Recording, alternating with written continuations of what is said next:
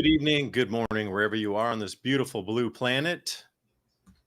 Civilization Cycle bringing you through. It's been an exciting week. While the crypto is moving like crazy, they have reset the system. If you didn't notice, it's reset. We've moved into this unbelievable tidal wave of news that our entire system has been. The old one has gone away slowly, silently, so you didn't notice, and the new one's replaced it. So I do want to talk about that a little bit tonight. We got crop losses happening everywhere. Droughts, Mexican fighting with American about over river rights, and ransom that's right in your neck of the woods there in New Mexico, going down the Rio Grande. But everywhere you look, it's about trying to understand where the citizens are, control every single resource, put a new dollar value to that because New Jersey is going to tokenize all real estate in the entire state, put a value to that, and then they are going to issue their own stable coins in the state of New Jersey based on how many trillions of dollars of real estate is there. So they just brought up their own treasury, and they're going to be buying Bitcoin in addition to that. Something like, I think they registered for 4,700 Bitcoin. All over the Middle East, they're coming with new standards, whether it be XRP or Solana or nobody's talking about Litecoin. I think that's a sleeper, and they're keeping that off the thing there. We'll talk about that for a second. If Bitcoin gets too expensive, the world's resetting monetarily. There's gold and silver. Litecoin has 84 million tokens, and it halves also, but the halving's 2027 coming up, the next halving, and there's a limited supply of that. So when you're looking at the next token that could be used for store of value SOV coins, you're going to be looking somewhere down the line. This is taking the world by storm so fast. Like, don't be deceived by the market falling right now.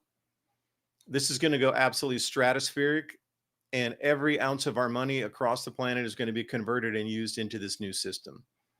Well, why would they do that right now? So that's kind of what we're going to talk about tonight. Why would they do that right now when there's so many other options of could have been, would have been? Why now, though? So, Ransom, I appreciate you joining me. Hope you are ready to sit back in your chair and get blown back like a rocket ship, because we're going to go deep tonight. Ransom, appreciate it. Ransom Godwin, we're going to take you through these 2 hours. So appreciate your time with us. So valuable. And I hope that our information can help you get more prepared for these changes. Please remember civilizationcycle.com. You can sign up for the newsletter / show notes. If you miss some of the points here, give you a nice one pager that encompasses, 8 to 10 points that you can talk about with other people. Because, even I talk about this with friends and that are sort of in the newsy cycle anyway. And they're like, whoa, where'd you hear that? There's a lot of, and then they'll tell me something. I'm like, I didn't hear about that. So the news seems to be very tailored for each individual in terms of what their likes were or what they've surfed over the last couple of years. It seems that the AI is generating news and pushing it directly to your feed because of discombobulation and separation of news. It very seldomly overlaps where everybody hears about the same thing. So anyway, Ransom, floor's yours. I don't know if maybe they're fighting over the water on the Rio Grande because, they're cutting funding and we can't grow our chilies in space anymore. Which is weird. I wonder why they were going all out on these advanced plant habitats that are off Earth. It's kind of bizarre, really, because they've been knocking the Elon Musk program, it's kind of just some billionaire with his rockets. But NASA theirself was already hard into researching ways to grow crops and food outside of Earth's atmosphere, or really environment. It's not really our atmosphere, outside of our environment.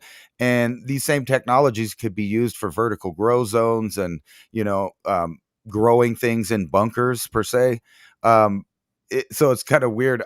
They are fighting over the water because we only really have one river that comes from Colorado all the way through the state of New Mexico, down through the middle.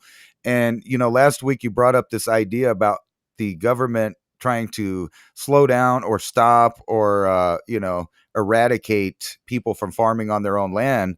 And that's exactly what you would find from the north in Colorado all the way down to Texas, draining out into the ocean, is millions of Americans that own land and property right along that Rio Grande River. And it's being recently bought up by industry, for the most part in the cities. They grow a lot of stuff there, big fields of pistachios, chilies and stuff, but it's being completely taken over on the commercial side of things. And I wanted to bring up, because everybody's talking about it. Let me see where it's at here. Dan Bongino, he promises he's going to give us videos that prove some of the conspiracy theorists wrong. But I'm thinking it's going to work out to be a different thing, because we can't believe anything that we see anymore.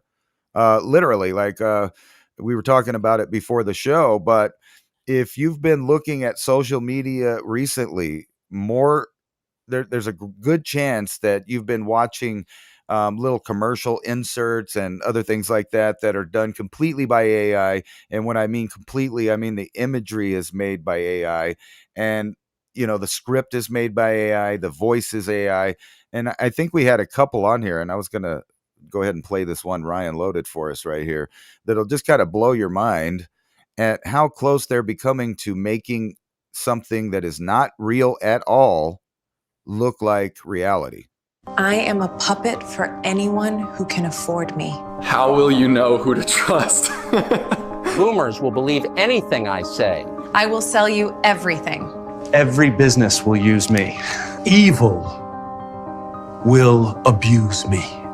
I can be whoever you want me to be. I am as real as you make me.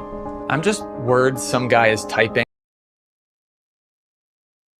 A detonation has just occurred on the outer ring of the city. We'll now be going live to our top influencer opinions. OMG, people.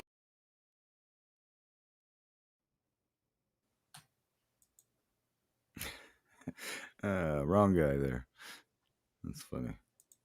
We'll go over here.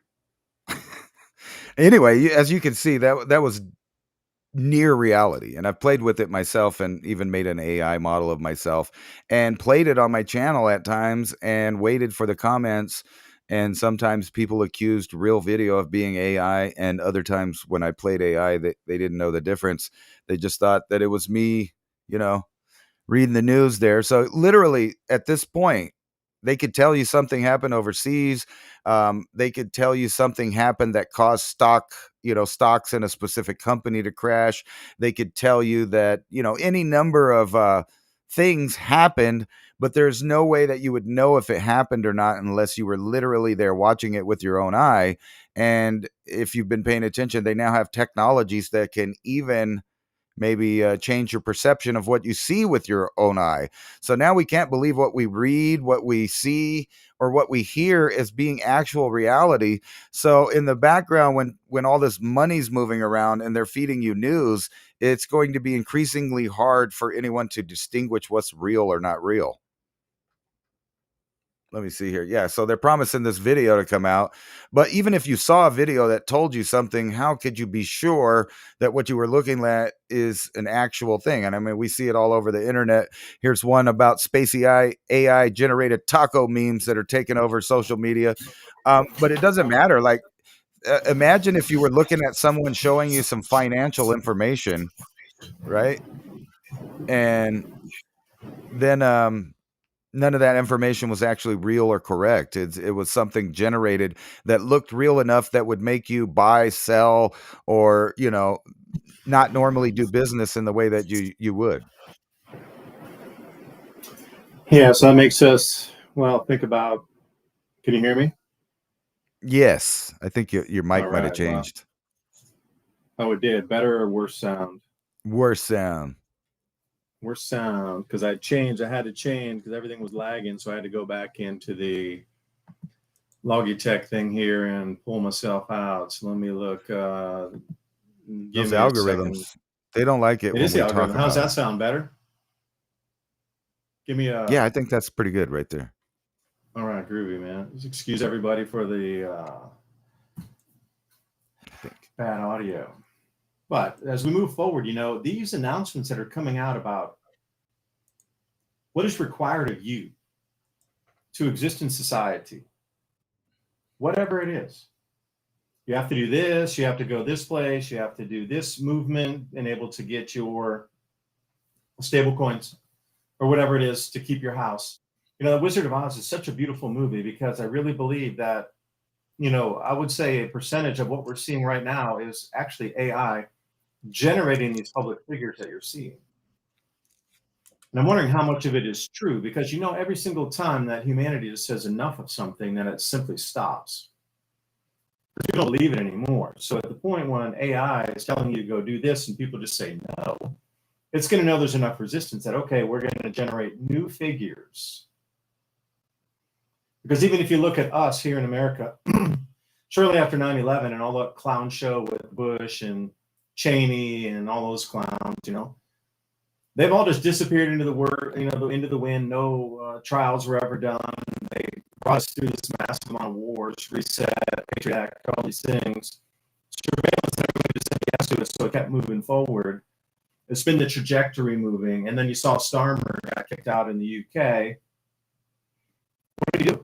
He bought them 2 years of, or a year, I should say, solid of moving forward the globalist agenda of complete control. These people are always changing.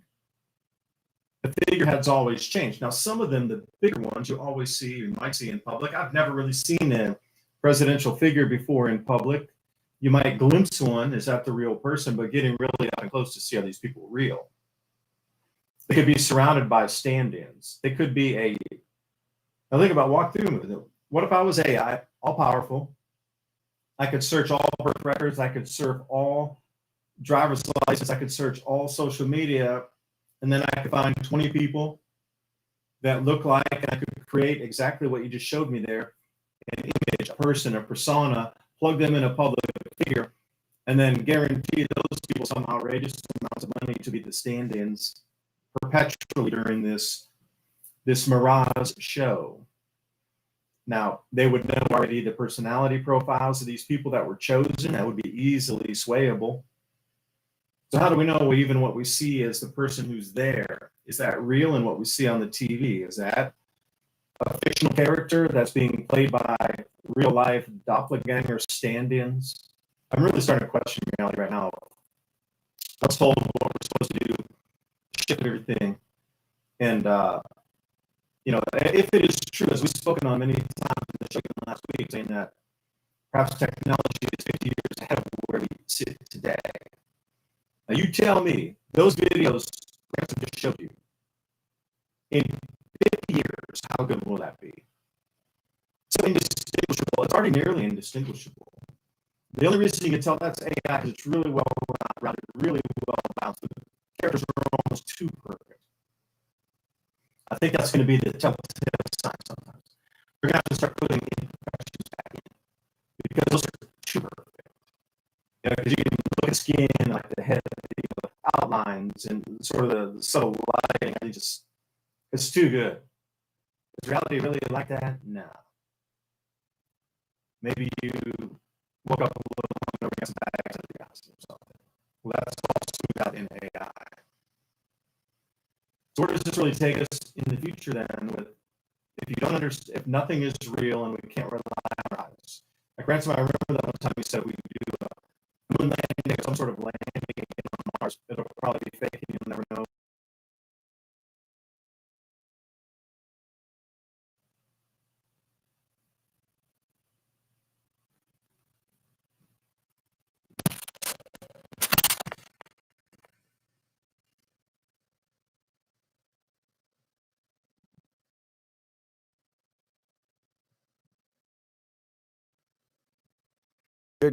It's all bad. It's the algorithm. We're being attacked literally by the AI, I guess. No, it sounded like the Transformers interrupted our phone call because they heard us talking bad about the AI, which I wanted to get right back into right over here. Is it heart attack or panic? Why young men are calling ambulances for anxiety, allegedly. But where did they get that diagnosis for anxiety in the first place? They probably got it from these guys. It's more adults than ever are being diagnosed with autism. Oh, that's another one that's been diagnosed. But who is it? It might be an AI. Matter of fact, most likely it is an AI now, because doctors are conversing with AI to find shortcuts to problems. So it's not just you that's using Chat GPT or Grok or whatever. The doctors are cutting corners. And not only that, we're just adding AI doctors. Why AI may be listening in on your next doctor's appointment? It's because they're going to replace them. It's because they're moving in that direction. I've already showed articles in the past about AI psychological help, the therapist, or as some people read it, the rapist. I mean, it all depends on how you look at the words there. But anyway, from your shrink to the real doctor, the orb will now see you. This is where everything's going. And it started a few years back with veterans coming home from being deployed, having problems, and then having to go visit Watson, which was an AI that would determine which amount of health care a particular vet received, or if, they turned them off, literally. And that's where we're getting. Maybe we could get back with Dubine here and see what's going on here. He was transmuted by the Transformers. Are you back, sir? And you're muted for some reason. There you go. I'm trying to be back. I'm muted by the host. Thank you for muting me. You sound good now. Excellent. Yeah, that was weird, though. It cut out exactly at that specific part, which I found really interesting because, we've had that happen a few times on the show where we get into a certain subject and then suddenly the audio cuts out or you get this scrambled. And I was watching Ben Davidson's feed, me and Ben know each other for many a year, since probably like 2014. Although we don't agree on much, we argue a lot, but still I respect the guy because his research is solid. But he was doing a live stream and he kept getting cutouts when he was talking about specific things about locations, supposedly where these blast doors were for the underground bases. That Douglas Vogt was talking about the hinges being wrong and your angles being off. And then he disappeared and suddenly had a heart attack after he put out that information, and he was no longer able to put out any more videos. With those same kind of twerky things, when he started talking about locations, his whole video and audio feed went blank, and like it just disrupted, exactly like you're saying right there. That Transformers audio sound interfered specifically with their live broadcast. Maybe it was 2 nights ago when he first started talking about in these mountains facing a certain direction. They should have been at an angle different so the waters could have slid by versus slamming on it, and the hinges being of the wrong proportions that Douglas was talking about. And then his audio went out. Just food for thought. I'm just going to leave it there. Well, this is what it's about right here. It's because AI is becoming so pervasive that here's this article here titled "The AI Experience is Going from 50 First Dates to Cheers." Why is that? Because no matter where you go, AI, everybody knows your name. It's just like the old show there. And we're going back. We're going back to that. Uh-oh. There we go. That's what it is, man. You say, and we know for a fact that different media companies, like Facebook and others, have been using chatbots to literally get keyword searches out of what people are talking to.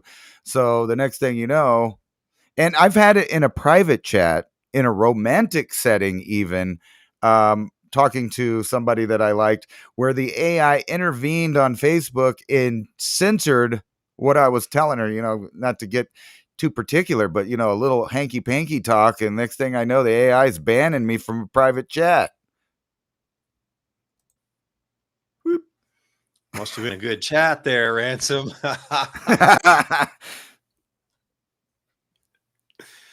Yeah, lighten it up. We need to lighten it up. The end of the world is nigh. It might be, just the end of the world as we know it, though. It's not like it's not going to keep ticking on. I was watching this documentary the other day about World War II that was comparing, like the most horrible apocalyptic scenes going on in specific places. And then they would pan over to another place in Europe where they're sipping wine and having a good time, dancing, having little parties and stuff.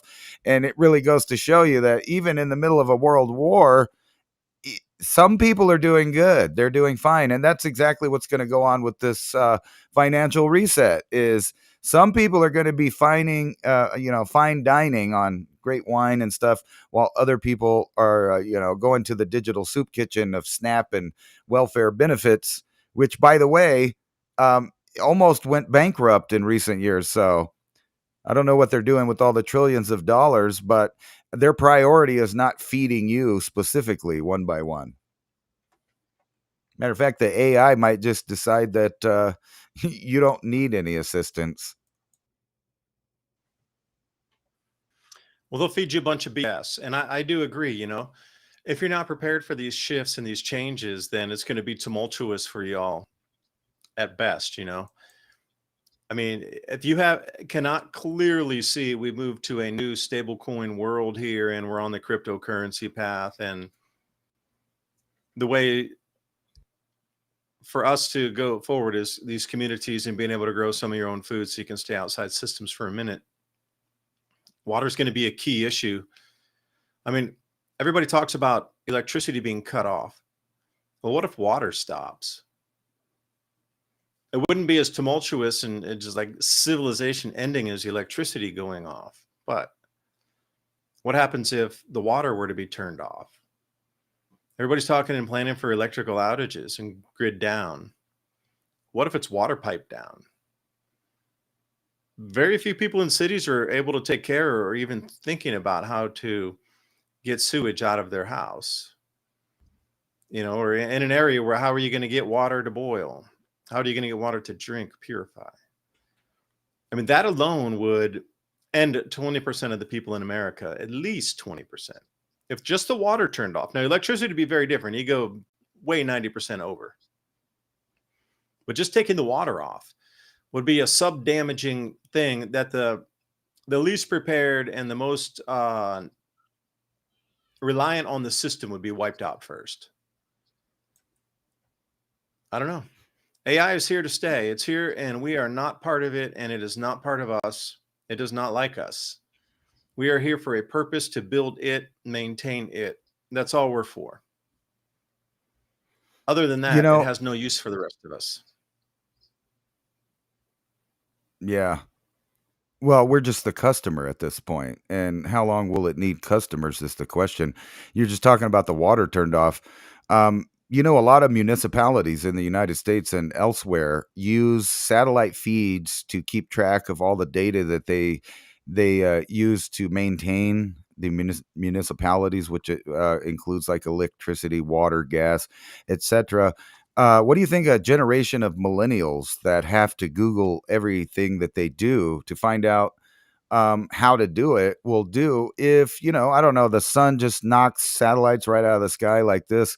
The sun is killing off the SpaceX Starlink satellites. And we talked about that a few years ago, in which I said, I think the reason for that is like everything else. They're designing these to be disposable because they know that in the near future, these things are going to be knocked out of the sky en masse. Now, it's kind of obvious that Musk has been on this reusable or disposable platform for a lot of his stuff. But think about this. We really haven't even been having that big a deal with the sun right now. And already we're losing satellites because of that. And if you know how that works, we have, billions of satellites and other objects that we keep track of in orbit. But when one of those comes out of orbit and then it smashes into another one, now you have 200,000 or million pieces of junk floating around. And that eventually will end the internet. So if you don't have internet, how long do you think it'll be that these new programs that are all internet, needy, will go down in flames? Like, think about it, telecommunications, the power, the grids, the municipalities that rely on internet feeds to do certain things. All of that can be all turned off. So that's just like water. It's all a domino of effects. So we're there. And think about this. They warned us for probably 5 years in a row that the major threat out there wouldn't be, necessarily world war or even one of these pandemics that go around, but it would be hackers in cyberspace messing with our day-to-day life, like maybe turning off the banking institutions for a day, or turning off the power grids for a day, or turning off the internet and phone services, which, by the way, we've had little tastes of that on and off for the last couple of years, almost as if people are beta testing what people will do in any specific area that happens in. Yeah, and if that were to happen, think about the stability of the money supply in a given country. Okay, in America, it would be, troublesome. But in other nations that have a very fragile economy, that could absolutely wreck the economy. Because I was looking at this story that was happening in Argentina where the vegetable prices went from the new revalued Argentinian peso from, I think it was 200 to 300 pesos per pound, or was it a kilo of tomatoes and green peppers or peppers. And then digging in, I was wondering what the inflation rate was. Their inflation rate has gone up since 2019, 23x. Not 230%, mind you. 23 times. Like 2,300% increase. So you have to wonder if the banking system went down, the internet went down, the viability of a country for exports, their ports were affected, their airlines were affected, everything was affected. That would cripple some of these smaller nations in just seconds. The global economy is so precarious right now. Everybody's focused on Japan, what happened in Japan, what's going on with the bond crisis in Japan. Because the 2008 crisis was brought on by bond prices rising too much. And I'm not really, into that whole world of bonds and, but that people say that's the lifeblood of the global economy is the bond issuance and that liquidity.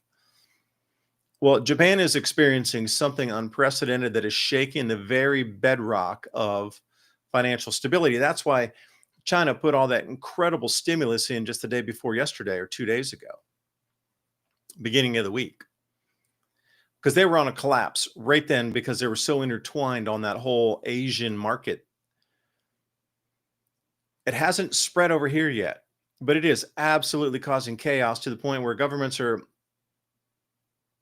going far beyond what is expected. America, we are printing just incredible amounts of money. But China had to turn it on like a 10x of what we're doing, or else they would have collapsed already this week. Just because they were so intertied into what's happening in Japan. And all those other countries, now, again, this is in Taiwan. They had gone from 33 Taiwan dollars for an exchange rate on a single dollar, and they dropped literally in days down to 29, which strengthened their new Taiwan dollar more than 10% in a single day or two, which is like unprecedented, never heard of in like 4x. You're talking like 1/100th of a percent or you're talking pips here. Like when you take it down to 0.01, like one of those will move or two of those will move. We're talking literally hundredths of a percent. Those are moves that are daily. And if it gets into like a tenth of 1%, you're like, wow, that is huge. Huge for a tenth of a percent. But these things are moving like 10% a day. That is so far. You're talking a 6 sigma. This is like a 13 sigma thing here. So far beyond it's in a momentum like a teeter-totter collapse phase here. They had to inject so much back in to stop that currency from strengthening because it affected their exports so much that it whiplashed back up to 32 again. I mean, you can't do that and have a healthy economy, and it's just going like this all around. Whatever's happening in Asia is about to bring down the rest of the world financially. So we start to see these remnants of and the repeats of. So what are they going to do? Well, it's already here. They're starting us on this stablecoin standard in advance. Well, maybe it wasn't in advance. Maybe it was planned. Whatever's happening, Asia's going to get the blame for it this time. Asian financial crisis 97. Now we're going to have Asian financial crisis 25. And who knows where that'll lead us to the rest of the world. But as this happens, these super fragile economies, Myanmar, I was digging into some numbers of Myanmar. They were a pretty decent rice producer, but they're going down almost zero. Currency woes, and then they had the earthquake, right? So then now there's big holes starting in all the rice production around over in Asia too. So rice prices are going up, staple crop. People are pissed. Everybody's angry at everything going wrong over there at the moment. Factories are cutting down. The exports are down. Everybody's just freaking out over in Asia. And it's contained there for a minute. But as all things global, poosh, it'll come out here too. Probably next month, because these things are like a little bit of lag time in terms of turnovers on that. Usually about a 30-day turnover on something. So when you see a lot of movement and why suddenly is the entire world all decided in this same week to move over to Every company in the world buying Bitcoin, every government in the world decided to buy Bitcoin this week. We in America decided to let Bitcoin be in the 401 and IRA and all these things all in the same days.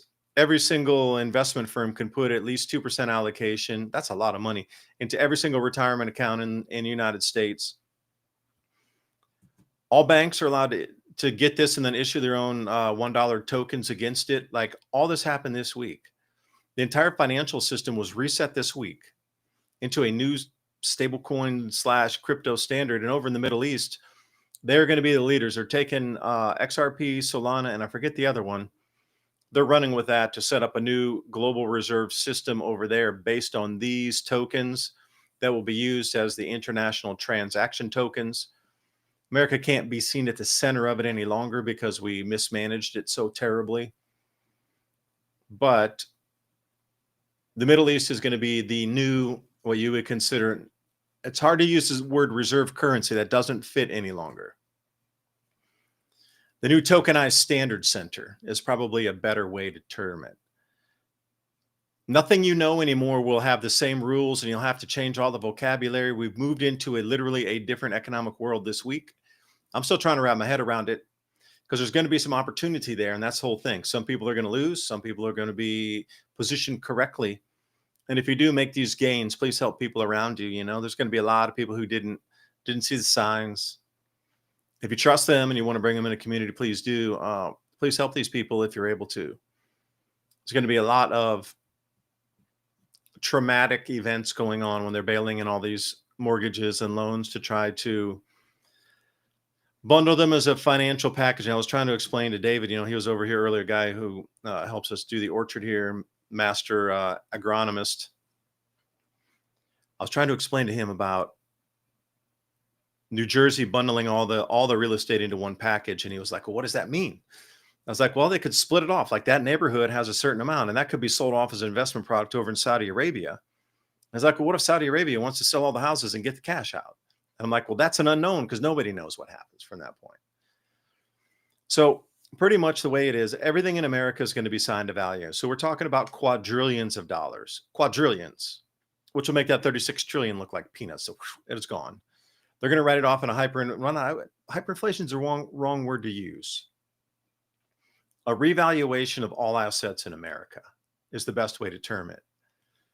It's not a hyperinflated event. It's just the way we're going to revalue everything that we have in America, including, and this is the one I was digging into earlier, the mortgages on your auto loans, or I should say the notes that you have on your car. So the mortgages for the homes are all bundled. Every auto vehicle that has some sort of loan or title note out on it, that the banks are going to bundle those as a specific auto annuity that can be borrowed against in a crypto standard. And I was like, well, my truck is already paid off, and you know, somebody might have a small loan out on the rest of their vehicles for a second, but there's always new vehicles that are coming in to offset that, the depreciation off the other vehicles. So they're going to come to some sort of balance here. That'll also have a value on it once it comes to, they call it parity or some kind of balance from all the auto loans issued in America of cars that are getting older and older. People are paying those off. They're not worth as much. There's another whole sector here of all brand new auto loans issued and all new autos that are being sold. So they're trying to find this equal balance. And once they do, they're going to wrap that into a package of a certain amount. And that'll be supposedly, quote unquote, as stable as gold. I'm like, well, so you're going to take mortgages and auto loans and turn them into something that is equivalent for gold to issue dollars against? And see, this whole system already doesn't make sense anyway. They're using debt to issue new debt, which has got us in the first place in the problem in the first place. And they're going to do the same system again. They're just going to scrape it clean and call it something new, polish it off, and put lipstick on a pig, and then give it back to you again after they steal all your stuff. This is where, and that's what I'm saying, the whole world has just shifted this week. Now, unbeknownst to me, you know, I can't believe the tidal wave of news is not making bigger headlines. This should be the biggest news story on the planet. We just switched economic systems. It began this week. The actually in earnest switchover began this week. So I'm just going to leave it there. I'm still perplexed how this is not a bigger story.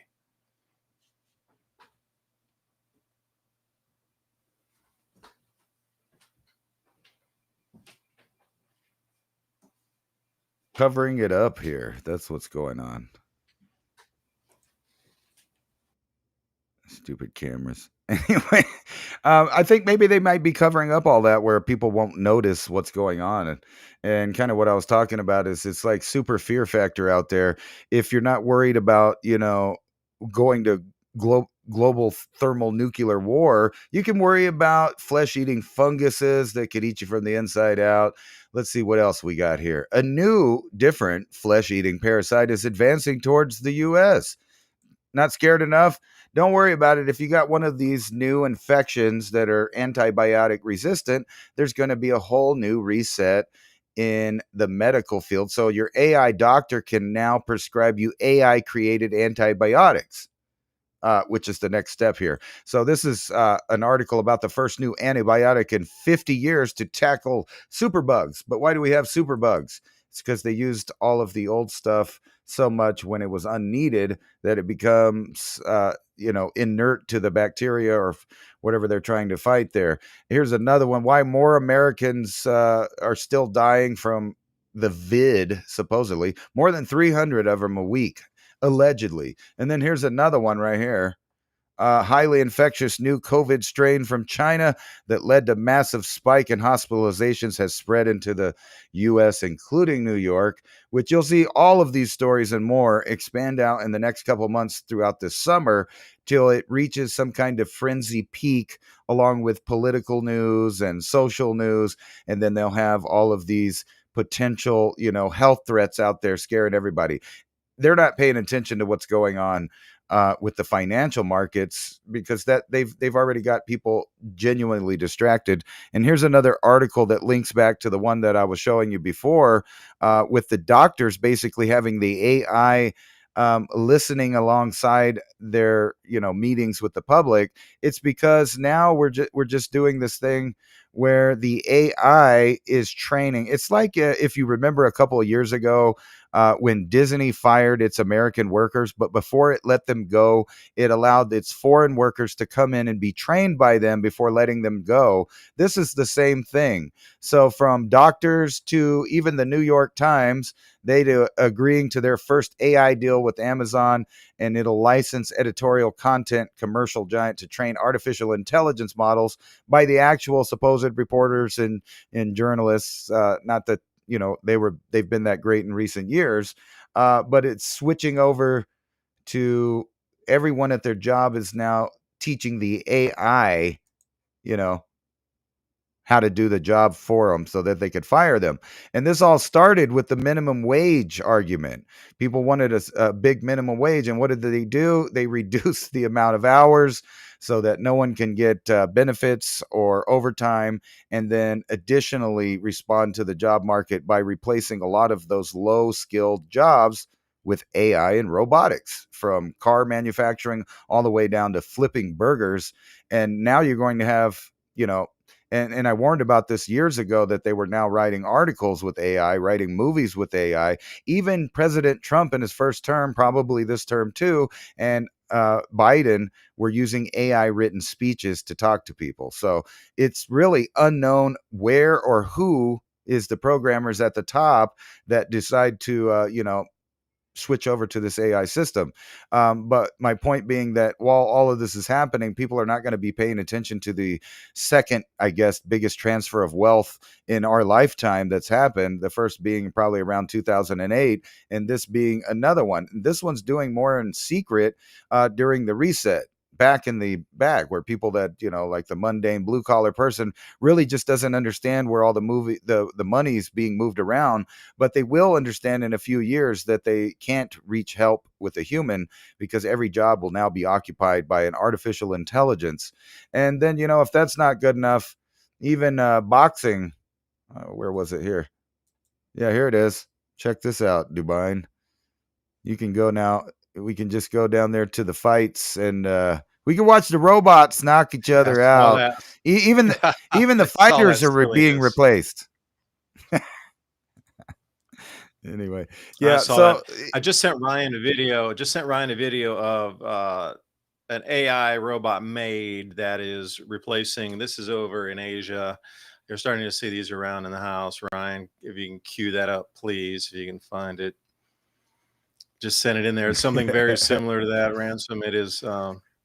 well, think about it. It's literally, and I was sitting back the other day and I meant to bring this up on our last show. I was talking about all of the pharmaceutical craziness that's on television right now. But the other thing I thought is I'm sitting there watching, robotics. They're commercializing robotics. So when I was a kid, they're showing robots, and in the future people will be cyborgs. And now every 10 minutes or so on the commercial break, you can call and order now your own, robotic arm to help you with assisted living. It's pretty wild. So when they say, like, Musk is saying that he wants to put a robot in every home, they're not joking. That movie I, Robot was a prophecy, not just some entertainment. That's where it's been going. Yeah, and I wanted to come back with you with China for a second. I was able to get some information out of China about the supposedly disappearing people. We keep hearing about this where China population is shrinking. There's where did everybody go? The cities are empty. Blah blah blah. It's not really like that. It's more about the population decline because of the declining birth rate. Like they went through some stunning numbers. They're like down 20 million, at least in some provinces, of births that should have happened this year alone. They keep blaming it on, children or the kids these days. They don't have families. They can't afford a house. They don't see any future in it. So why even get married and have a wife and or husband and try to have children, because you can't get a house anyway. Too expensive. Only your parents own the houses, and they have to take loans out, which they can't anymore because the economy is failing. They don't have jobs. They just luckily have a house that was it's never paid off because the Chinese government owns your house. So you lease it for 99 years from the government, basically. At the end of the time, you have to give it back. It hasn't reached that 99 period yet, so nobody really knows how that's going to work. But in terms of like buying the property and owning the property and transferring the property, etc. So the videos seem to be deceivingly edited, where they might have gone at 6 or 7 in the morning where there weren't a lot of people, and using this kind of technique to show that, oh, there's this area, but it's a far out area that was sort of being developed. And there's still like things up on the streets that don't allow traffic to come through. So they were trying to sensationalize this. Like, we were here before and look at all these shops. Well, the shops aren't occupied yet because the leases were just opening these areas and nobody had really moved in because they were just beginning to open these streets up for lease. But the thing was, the birth rates are absolutely catastrophically falling off a cliff. And they went through province after province, city, hospital after city, hospital, talking about the low birth rates that were just, they're going to have a very serious problem. They're not going to be able to replace the population because during Mao's time, they were concerned about going to war with America. So they encouraged everybody to have 10 children. There's a hero mother, like an Inxiong Mama. Inxiong is like a hero. So there was an award given to a mother who had 10 children or more for the state. And at that point, you were pretty much guaranteed iron rice bowl all the way. If you had 10 kids, your family was taken care of for at least that period of time for the rest of your life, Then it became too overpopulated with mainly males because, at that point, the birth rate was around 10 or so. And it got to the point where the army was like, man, we need more boys. And then it got a little too sticky and there were too many people. And they're like, all right, we're going to only have one child. And that's where that's where they drop the knees and just cut the legs off of the society. Is traditionally the man takes the family name forward. So everybody wanted a male child.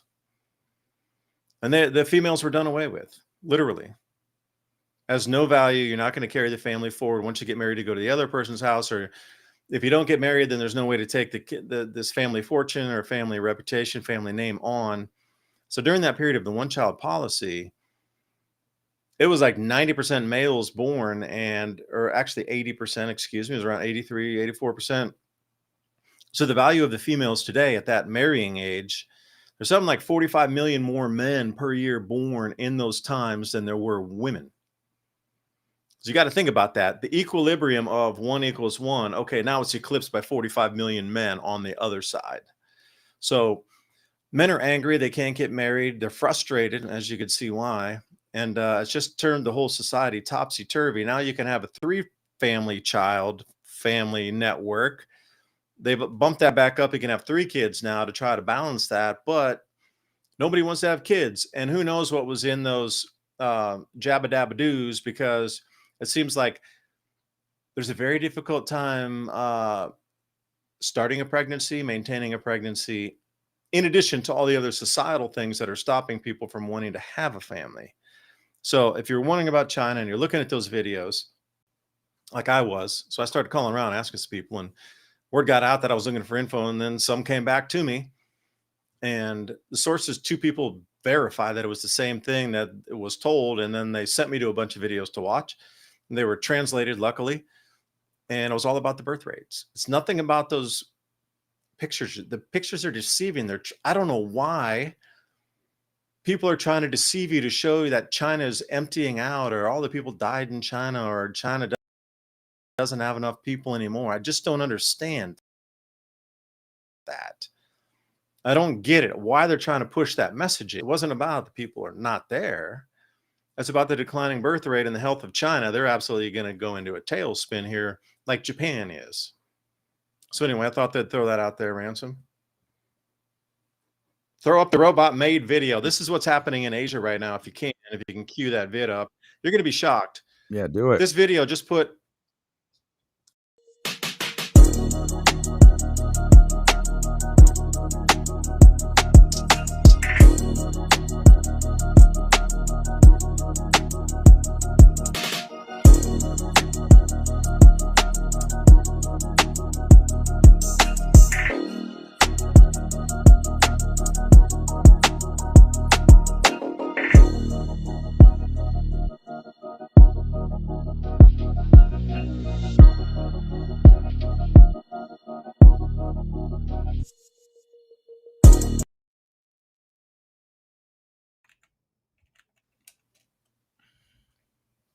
All right. and it ends with them taking you out, and it takes the rubbish to the elevator. Now, hopefully they won't use that same rag that they clean the toilet with and accidentally clean the table with it. That's all in the programming, of course. But you can see where this takes us right now. So if you thought the task of even being a maid or a housekeeper or something like this was going to keep you in there, like nobody can do anything. There's no way that they can wash the clothes, and they can fold the clothes and do the dishes and take the trash out and mop the floors and keep the house clean and clean the toilets. You just got replaced. That's the newest one. And Ryan, you'd probably be better at understanding the robotics on that and how the arm works. Now the second version is going to come with 2, and it's going to very look like something that's out of, like, what was that show in the 1960s? Danger, Will Robinson, where they had the robot with 2 like clunky arms. But these things are going to be all on XYZ axis, be able to interact with each other, retractable. And yeah, that only took got it all lined up. Yeah, but no, you have to realize that that what you saw is already 6 months old. They already have a new one with 2 arms that does the same thing, that can extend out and has much more mobility, just like human hands. So it can get in and do all the dishes. You can do everything. So, I mean, you could have that in your house, or you can have you can have Harmony or Serenity or Nova in your house doing it. Right, and you could use that same algorithm to get them to clean the toilets and everything. Now, when are they going to get them to fix the leak in the toilet is the problem. No, we're in the same boat. Japan. That could be programmed, man. That could be programmed. Could it not?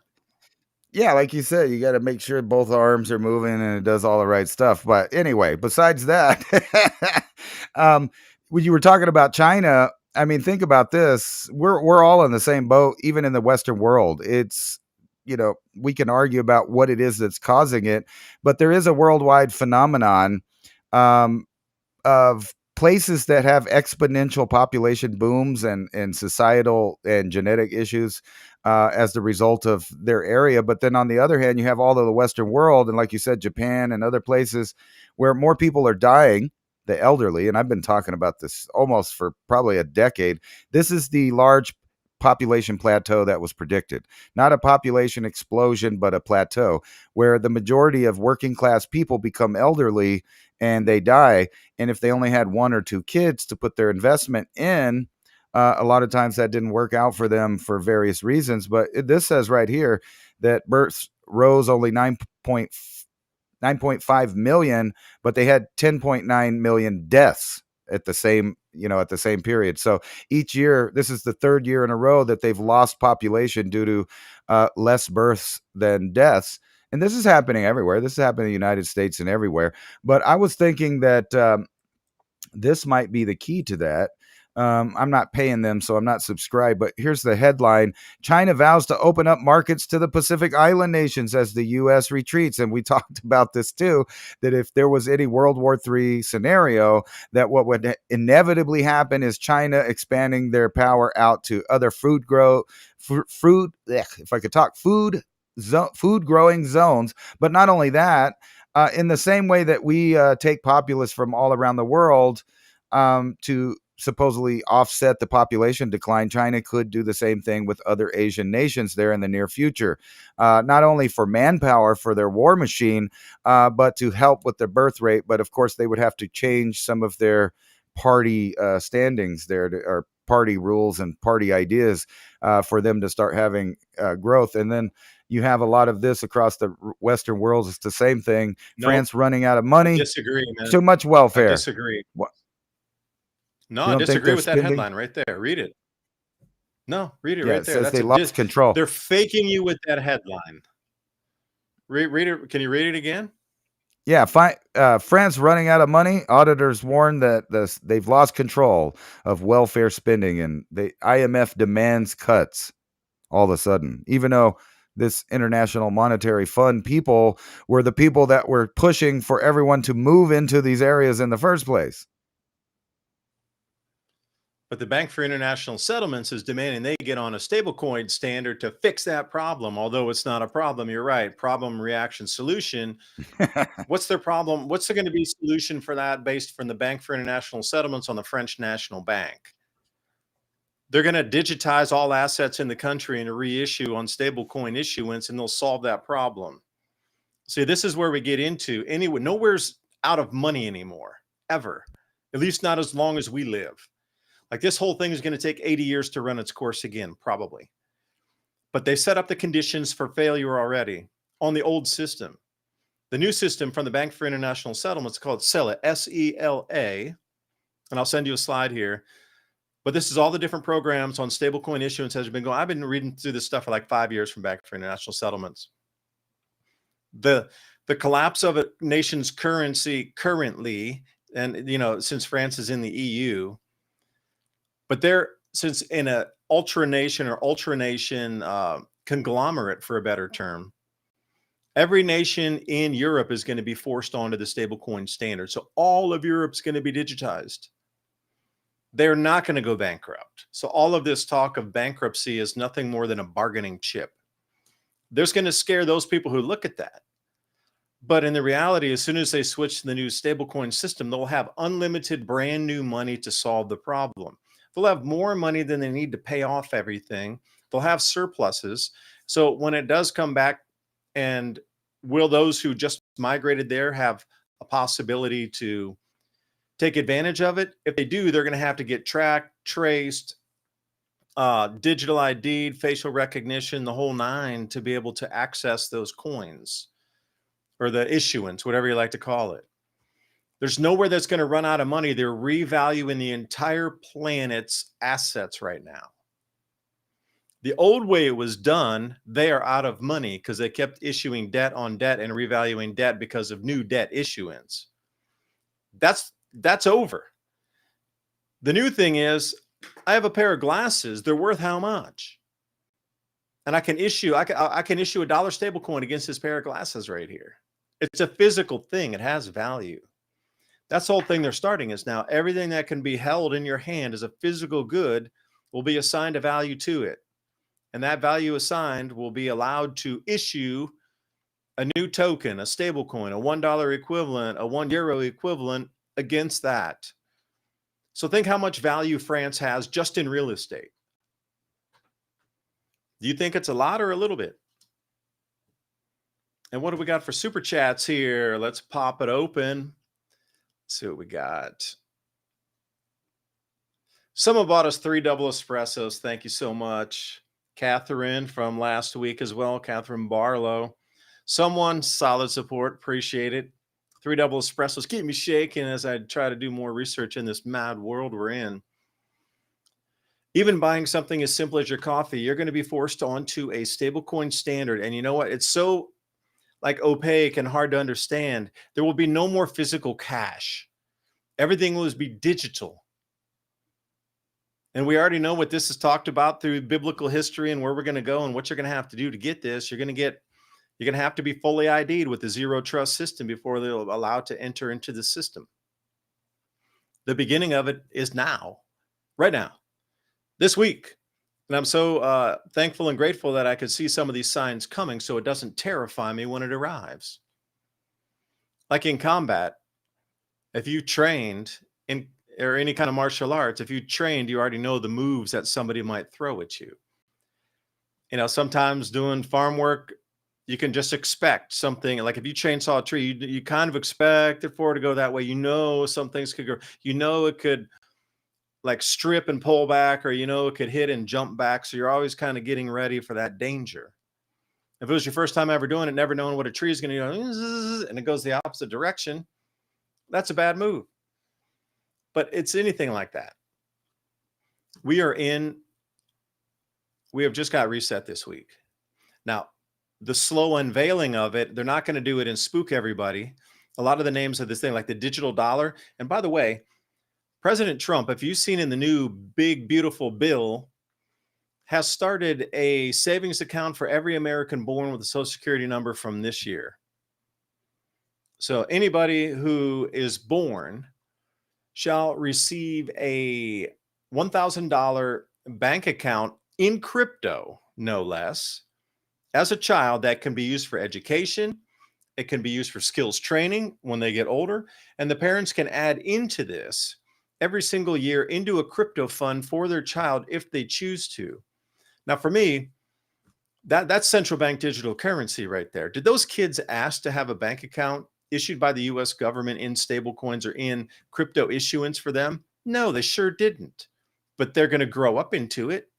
That's why it started already. Let me see if I can find you that slide. I was a little perplexed by it. That didn't make any news whatsoever. No news. But that has already started as of yesterday.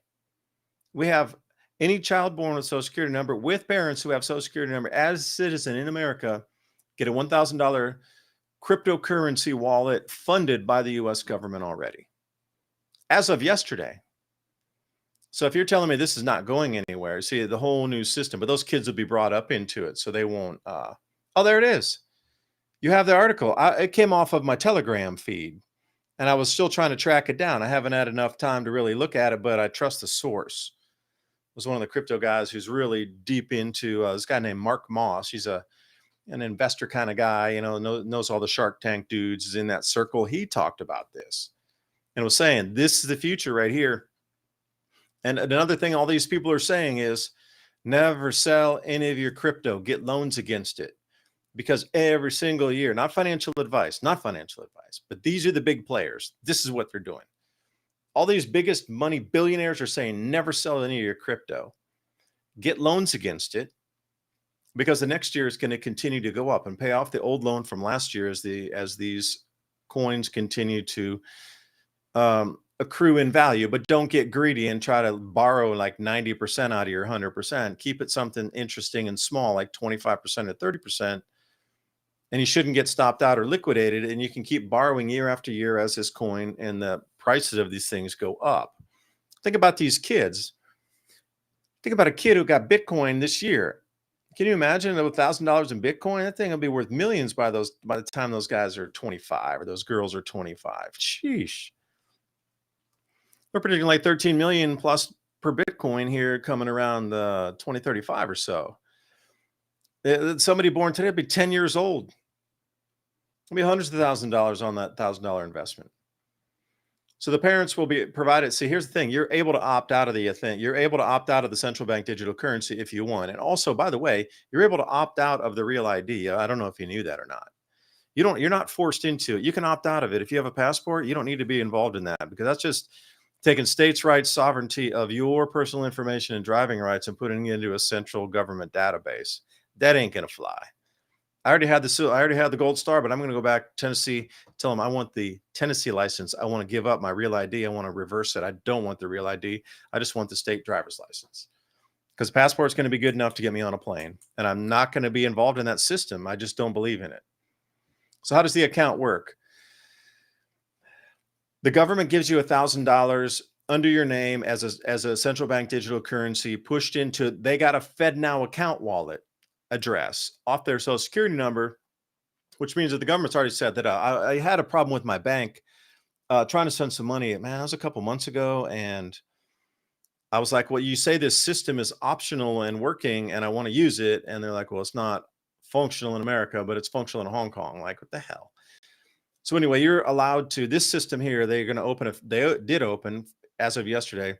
Anybody born, you get a FedNow account, and you can fund it. Your parents can fund it. I think it's $5,000. Is that funding for $5,000? Yeah. And the kids will be able to use it for college education, skills building, stuff like this. For skills, if you want to go back to school and learn a trade, you can use it for that. So how many children are going to be born?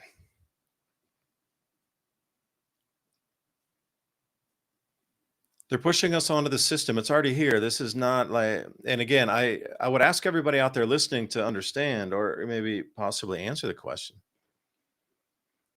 Why is this not international news that we've switched the monetary system as of this week? I'll leave that there as an unanswered question, I guess.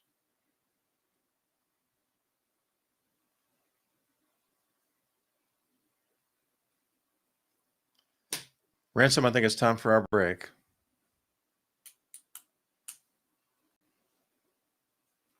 I see him in the background there, gray screened out and everything. I'm going to turn him back on just because I can. There we go.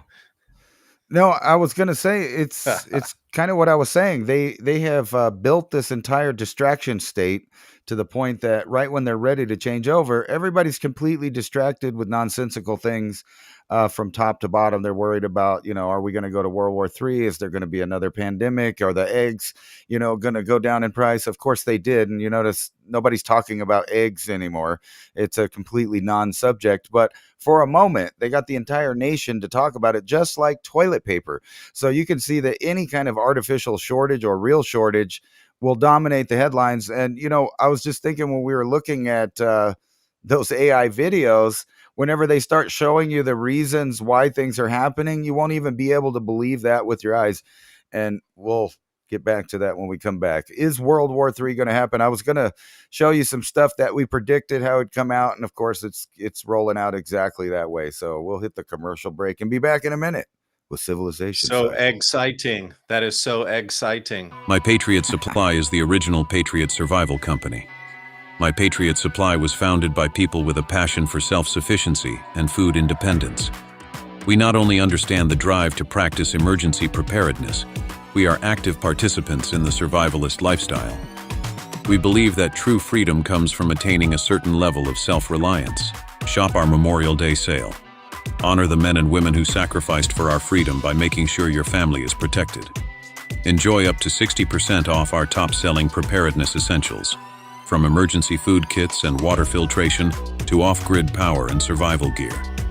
If you've been waiting for the right time to stock up, this is it. How do you feed your families when the shelves are empty, the stores are shut, and there's no food available? What is the fastest, easiest, and most productive foods to grow? What is the quickest way to get somebody who has no skills at all up and running and producing very quickly? If you understand that we're at a point in history where it is no longer optional to be growing your own food, if you're like really freaked out and concerned because you've never grown food before and you don't have any skills, you don't know how to do that, but you know how important it is, then I want to let you know, however you stumbled here, you're in the right place. My name is Marjorie Wildcraft. I'm the founder of the Grow Network, and I have been the female leader in the survival and preparedness space for the last 20 years. How to grow lots of food, even if you have no experience, are older and out of shape. This is for people who want the fastest and easiest ways to produce healthy and delicious meat, eggs, and vegetables. Because you know that growing your own food is like printing your own money. During this webinar, you will get status of global food shortages, how long the crisis will last, how much space you need to grow food, easiest, highest calorie foods you can produce, a complete plan for producing all the food you need, how to get started today, regardless of season. Marjorie will show you the fastest, easiest, and simplest ways to produce calories and nutrition, especially in a crisis and/or grid-down situation. The assumption is that you have no experience and you need to start producing food immediately. The most popular part of the webinar is the Q&A session at the end. So please come prepared with your questions. Don't forget to sign up for our show notes. With Civilization Cycle podcast, you can learn what to expect as society resets. Agriculture, economy, tech, and history all have mappable cycles, and these cycles affect every aspect of our lives. We can navigate the chaos and thrive together with up-to-date news and information. Also, if you like the content we have here on Civilization Cycle, think about fueling the discussions and the show by buying us a coffee at buymeacoffee.com/Civilization Cycle. And thank you for all the support.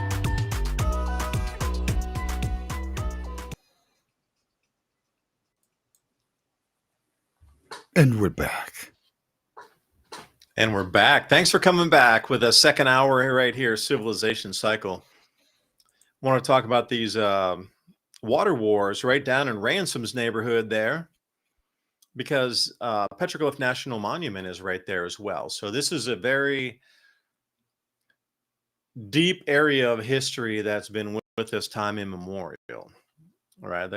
That river has so much history along it, but I haven't been out there. I'm just looking at what's from Chaco Canyon and the water drainage coming down into that river and all the way down. And then apparently it was just such a giant river before. There were panthers, etc. Further down as it moved into Mexico. They talk about panthers being along the river in the mid 1800s.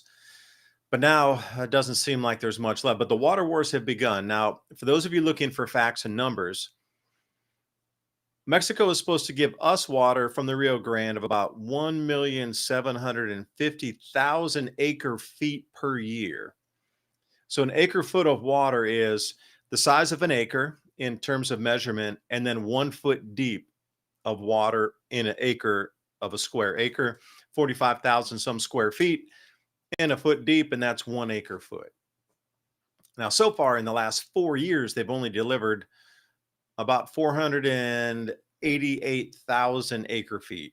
So they're at least 1 million acre feet behind, which is an enormous amount of water for our farmers. Now, conversely, we provide them with water from the Colorado River because the drainage basin is a little bit different and it goes to Mexico. So they're like, we'll send it this way. You can irrigate Mexico down there, and you send us down the Rio Grande back this way, and we can irrigate up here. So it's more like a triangle where these two irrigation areas are going by shared water resources running south. That is not happening. So this is one of the reasons Trump's being kind of nasty down there. She's like, we want the water. You promised us all this water. Our farm can't produce. Now what? So tell me about it, Ransom, down there. What do you know about this water rights thing happening?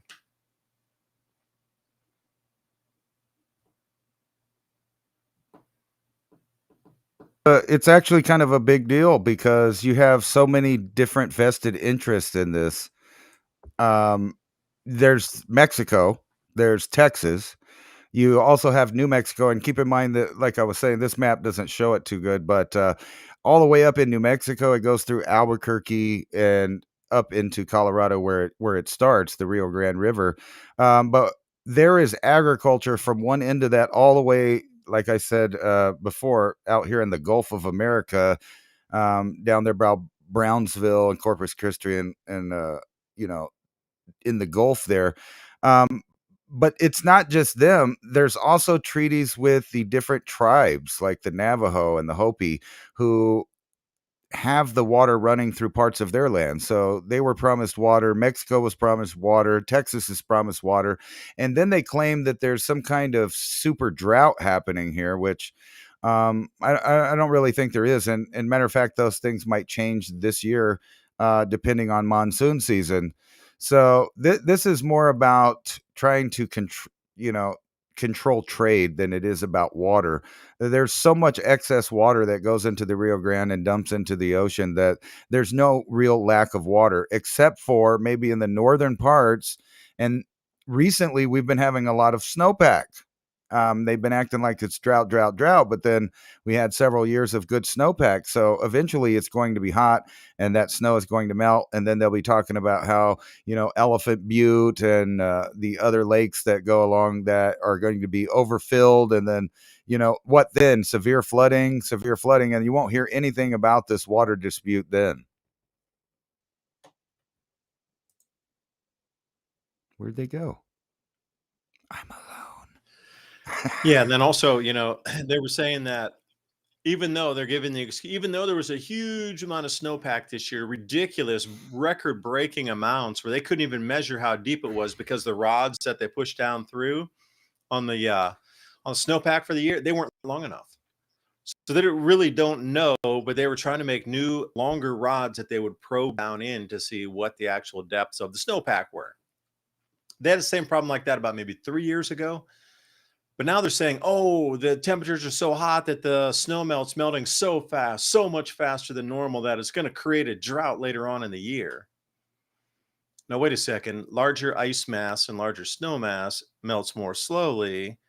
So even if you have a quote unquote an enormous amount of heat, it's still going to melt more slowly and create microclimates in there. So I would ask, who's in charge of water management?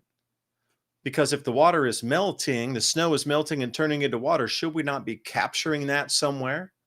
Now, how are they already forecasting a drought? Because heat is making snow melt in summer, which it always does, freeze-thaw cycle. But is somebody not responsible to capture that water as it moves downstream? Like it really just melts and it goes out into the ocean and there's no way for us to use it? That just doesn't sound like a viable excuse to me. It sounds like a talking point to get us into global taxation is what it sounds like. I don't believe the hype. I mean, the whole thing about that Swiss glacier as well. Snow melts in summertime. And there's a freeze and a thaw cycle that goes on year after year, millions and millions of years. Ever been to India? Do you know how many landslides go on in India every year? It's been like that since the 1800s. They want to pin one glacier failing on a full mountain range across the Alps on global warming because one glacier melted enough to where the water spilled over and caused a rock cascade. If nobody had been living there, it wouldn't have made the news. That river's back. Oh, down on the bottom there, you see the water starting to dam up behind that. Like the people who didn't get their houses wiped out in the landslide were probably like, oh, good. Oh, but they were on the wrong side of the landslide. Now that's filling up into a lake behind there. That'll break through eventually and cause a massive, downriver event there. That'll keep backing up, and it'll create a huge lake behind that, and it'll find its way over that. Eventually, that water will go over that because it's not meant to be a dam. And once it finds its way, it's going to start taking the debris with it, and it's going to break open. This is another cycle of landslides come, rivers back up behind them, and the debris lodges loose, and you get massive tsunami downriver, and then it stabilizes after all the water comes back to some normal flow, and you get a new flow through the river. That's just part of the hydrological cycle, part of the freeze-thaw cycle. Now, if that village was not there, you never would have heard of this. It would have been just another glacier that had a lot of snow in the summer, and then rock breaks. Rock freezes. That water goes in there, and that think about water goes in there, and in the wintertime it expands, ice expands. Now it might not fracture the rock immediately, but it'll melt in the summer, next summer, and then water goes in the next year and it expands. Next year expands, melt, thaw, open up, and maybe after, hundreds of years, boom, it finally cracks off. Because those people who didn't have hydraulic tools before, do you ever see how anybody cracks a rock? They start with a little hole in there, And then they use some wedges, metal wedges, and they just hit one after, and they go down like a sewing needle, and they crack it that way. So if we can do it, it just takes these rocks fracture. It is nothing rocket sciencey and global warming. It is just ice expands. And sometimes ice expands and, over a certain amount of time, then it just causes a fracture line to break off. And this is part of normal mountain building. It is just part of how mountains erode. So for them to come out with a straight face and say, oh, this is because of global warming is absolutely the most ridiculous thing. Just like these idiots saying that, oh, it's record snowpack, but expected drought because, well, no, don't expect a drought. Expect massive reservoirs full of water. See, something's going wrong here where we're going to have a drought after record snowfall should melt off into record liquid that could be captured and used by our world. But oh no, in their globalist taxing world, we have to have a drought. So something's seems more man-made here than it does natural, at least in my opinion. Maybe you can disagree with that. No, actually, it's completely silly, the idea that you would be making a big deal about a glacier when we know that, what was it, the last glacial maximum 20,000 years ago? So just from that point to this point, it has been melting. And then again, exponentially, it started melting about 11,700 years ago at the beginning of the Holocene. So we know that these things have been melting for a long time. And guess what happens if you have a big ice cube, and this is a real phenomenon, if you put the ice cube out and it starts to melt, right when it gets the smallest, it starts to melt rapidly. And that's exactly what you're seeing on most of these glaciers, is that they're finally at the end of disappearing over the last 12,000 years. Now, it's kind of ridiculous to think that in the last, 200 years of industrial revolution that all of a sudden we made it start melting. No, it's been melting for 12,000 years at least, and probably all the way back 20,000 years at that, whatever the peak was at the glacial maximum there. So it's all silly. And, when I was a kid here, when they first started getting the global warming kind of narrative going, they started teaching that in my high school over here. And they were telling me that this mountain that I have behind me is called Sierra Blanca, named by the Spanish, the white mountaintop, that it was going to be ice free, and that in the near future we wouldn't see any snow on that. That thing has been covered in snow for the last 5 years, every winter. And now it even the other day, stretching into spring, we're having snow there. So the whole idea is ridiculous. Another one they like to use to try to say that there's this massive amount of global warming is Mount Kilimanjaro in Africa. And they failed to explain to people that one of the reasons that one, is melting is because it's in the middle of Africa, for one thing. And it also has been decreasing in ice for the last 20,000 years, since whenever it was cold enough that altitude on Mount Kilimanjaro retained enough ice moisture to even make a glacier at that place. And now, the idea that it's not. And have you seen this? I've been recently noticing in the weather forecasting that now there's record cold high temperatures or record high cold temperatures. That's a new one on me. That's a whole new, little mental play with words there, that they're trying to make you think that there's record highs at the same time as telling you it's cold, and that they're having winter storms in North America at the end of spring, coming on summer here in a few days, or 20 days, something like that. Yeah, New England's getting pounded with some severe snowstorms right now, but you would never hear about that. And Kilimanjaro, that snow is sticking about quite a bit longer, and I think those glaciers are lasting through the year now. Now, that was something that had also been talked about. Oh, the glacier fields are going to be gone. But take a look at the recent surveys, and you would be shocked at the rebound on the glaciers up there and how long that snow and ice is lasting comparatively to what they would told you, like it was be gone forever. And you just look across the planet, and if you look over at the watchers.news, I had pulled up an article there. The last, let me see here, Ransom, it's up in the chat box here. The last that was known, the most storm ever recorded ever in the history of at least right now, with like beryllium and these different proxies where we can find different radiation elements that have been left over, the isotopes inside something else, whether it be, and trees also suck that up and they got cut, buried in different types of calamities. So they can date some of these trees, and oxygen 18 isotopes and stalagmites and, lake core drilling sediments and all that. There's a huge amount of ways. River, they call it like rafting ice, where something will come off. Like say Greenland, for example, well, there's more glacial activity, more big pieces of ice with the rock encapsulated in different kinds of like algae and different detritus and things that had been irradiated that finally landed on the ice and encapsulated in, goes out, and then it goes further out into the ocean, then drops bigger pieces of rock and further out. So they can measure what the ice drift is in this different thing. So they have dozens of ways to measure the different radiological elements that were for these different substrates that we consider like ice, rock, algae,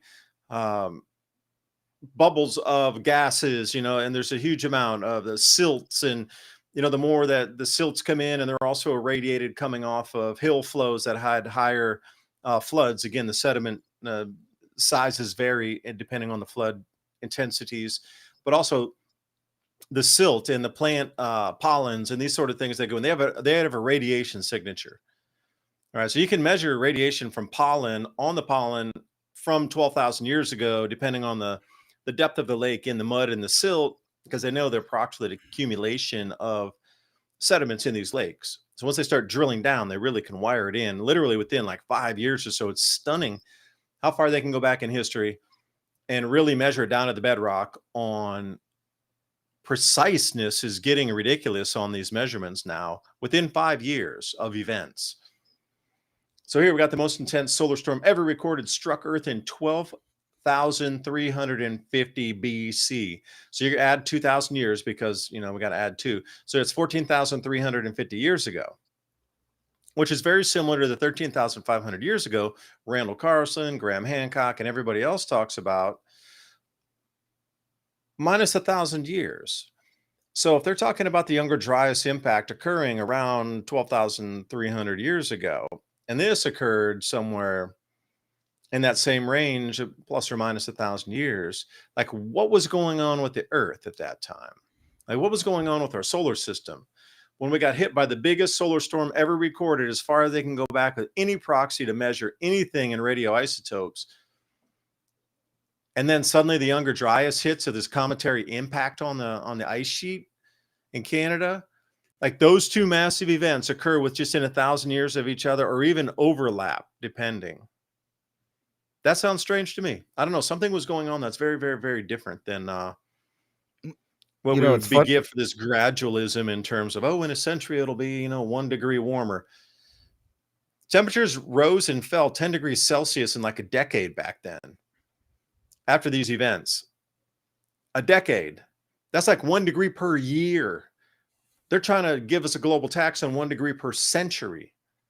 Like the amount of change that occurred during some events in Earth's history in the past is just so far over what you can even sell to anybody in terms of fear base. Like this is a terrifying event. Like that would have, if you weren't in a dolmen or somewhere underground, you literally would not have made it. You would have been irradiated to the point of death.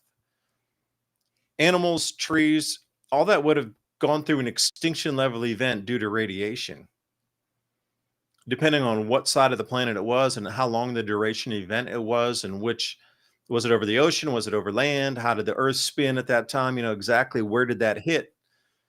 And they go through some of the information. The traces are there, but they want to sell you on a 1 degree warming over 150 years when we're talking about 10 Celsius over a single decade here. So, well, it's really funny that they even are how is this possible? Lapping, revamping, and a push into a new world, and the stopping of global trade. A new economy emerges based on cryptocurrency, and then the Earth's changing. Its magnetic field is shifting and declining, and we're just supposed to believe this is all randomly happenstance, that all these layers are exactly in these same years. It's just not possible. It's not. Even the most wild percentages don't give it anywhere close to the possibility of all these things overlapping, of such monumental, gargantuan change of our civilization that is experienced since the Younger Dryas event. You can't tell me that something else is here and occurring that's terrifying governments to the point where we can't even print money anymore. We're just going to do it digitally. If the system fails, whatever, everybody will lose. It doesn't matter. They don't have any physical thing to claim on because the physical cash is going away. Like those dollar bills you have in your wallet right now, those are going to be museum pieces in less than a few years. No claim. What do you mean? What do you mean I had dollars that were valuable, that were worth something? Oh, the new economy. No, there's not. It was all digital. There's nothing left. Solar flare like that, there's nothing. Your paper would last, but the digital won't. Perhaps that's what the plan is to like fake digitize everything, knowing that it'll be lost in some sort of solar storm or electrical grid downage, and then it'll never come back. And we don't have any record of that. I mean, if all that tumultuous eventage were to happen, people would be migrating all over the place. Would you really bring all those? You might in the beginning bring a backpack full of those papers that you had of mortgage notes and paid off this and stock claims and these sort of things. But at the end of it, through years and years and years of running around, you're going to lose that paperwork. And then what do you have? Well, this bank had my stuff, and I had this thing on this yellow piece of paper, this blue piece of paper, this pink piece of paper that said I own that thing, but I don't have it anymore. Well, I'm sorry, we don't have any computer records left. Well, I used to have this bank account from this digital. Well, I'm sorry, we don't have any. That system is gone. It was fried by the solar flare in 2032. Don't you remember that? Everything gets reset to zero at that point. So enjoy it while it lasts. It's going to be a great ride. I'm super excited to be alive right now. This is an amazing time. But anyway, I'll let you talk, Ransom. I think I've babbled too much, man. Well, I was going to show you this here. Let's see if I can get it on here, right? There we go. Experimentation confirms electric power generation from Earth's rotation. In other words, they're going to finally go ahead and publish and put out there that it's easy to get electricity from Earth's rotation and the magnetic field while it moves through its own magnetic field. So this may be the answer to all of these things where people are worried about in the future after the reset. What is going to be their power generation? Well, depending on the sophistication of what you're doing, it looks like maybe these little autonomous drones, robots, and other things, and maybe even backup servers, things like this will now be run off of literally the Earth and the Earth's rotation combined with the magnetic field of Earth. And what's funny to me is what you were talking about, the Hunger Dryas whole narrative there still being pushed back on as far as it goes for the Columbia or the Carolina Bays. And it's really bizarre that they're doing that because there's papers out about massive airburst over Israel, over upper Iran. So people right around the time of Göbekli Tepe would have, when they were building that, would have recently saw these giant explosions in the sky. And they might have even seen massive devastation through tsunamis from the massive chunks of, this glacier that got impacted by large rocks that would send these big boulders of ice out, which would in turn hit back on the Earth like little Nagasaki bombs all over, the Western Hemisphere, and maybe some even out into the Atlantic Ocean there, which would have caused massive devastation. And then you get things like Göbekli Tepe, Karen Tepe being built. And we know around those times there's some good papers out about not only objects hitting where we traditionally now think of the Carolina Bays, but over in the Middle East and places like Israel, Iran, further up into Turkey, they would have witnessed these large airbursts that would have just flattened everything on the ground. So even if you were really, really far away, you would have been hearing loud booms, and possibly even if you lived close enough, a giant percussion wave that would have hit you. And can you imagine how scary that would have been? And that might be the reason that led to some of these underground, things. Or literally, they were scared of the sky. If they had rumors of a time when the magnetic field might have not been doing its job, and stuff like you were saying, they would have been getting sick from radiation poisoning, literally from the sun. And it really, our history really indicates that ancient man knew about these things. I brought up before the red ochre phenomenon, that, you know, it goes into so many different cultures. They were spreading red ochre all over their skin, undoubtedly because of its sun blocking benefits. And you see this from Egypt, a lot of the ancient societies in the Mediterranean, like the Minoans and the Sardinians, and, you know, on and on and on. Even Greeks wore it, but you find it with the red paint culture and different stuff like that. So all over the world, there was some kind of ancestral knowledge about danger coming from the sun. And imagine all of the solar religions that popped up after this time period. If you really think the sun can just, you know, get mad at you and burn your skin on the ground, not to mention these other cataclysms associated with the sky. Where'd you go?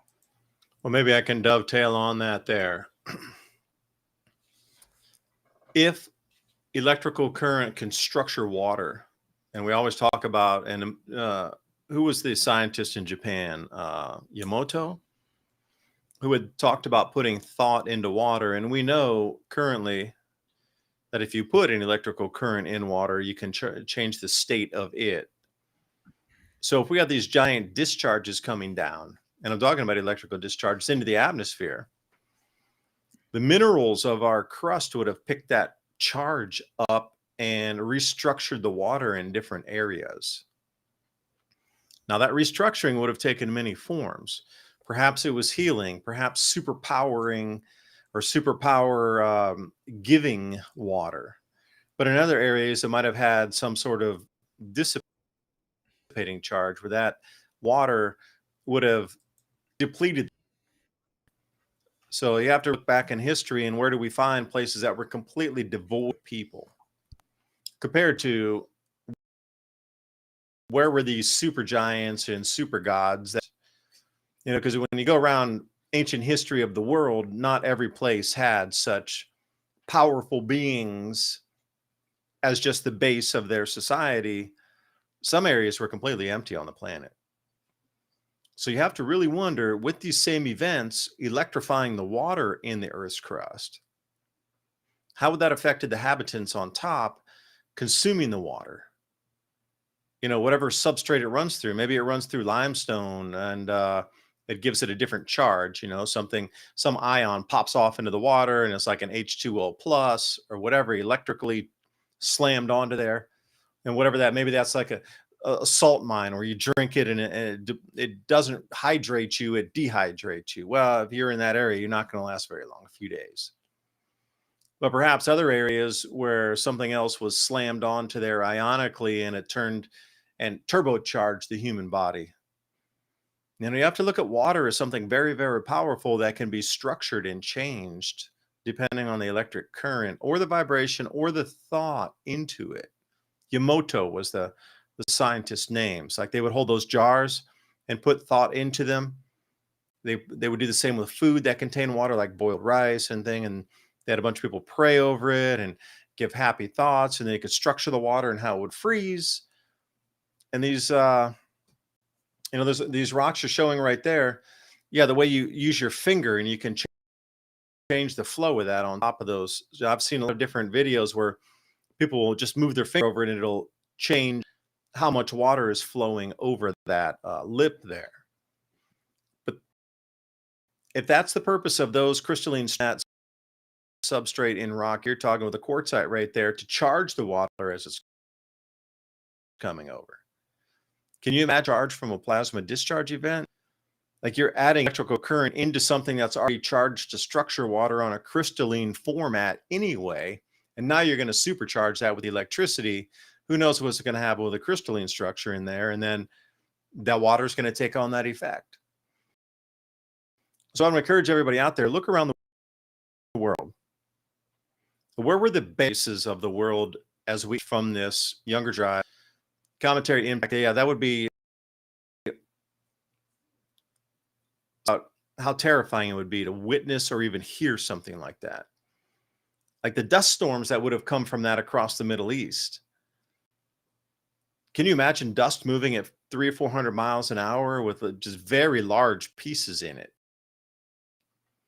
It wouldn't be the very, very fine grained dust that we see in dust storms now. You're talking pebbles would have been blowing 100 miles an hour, ripping apart everything.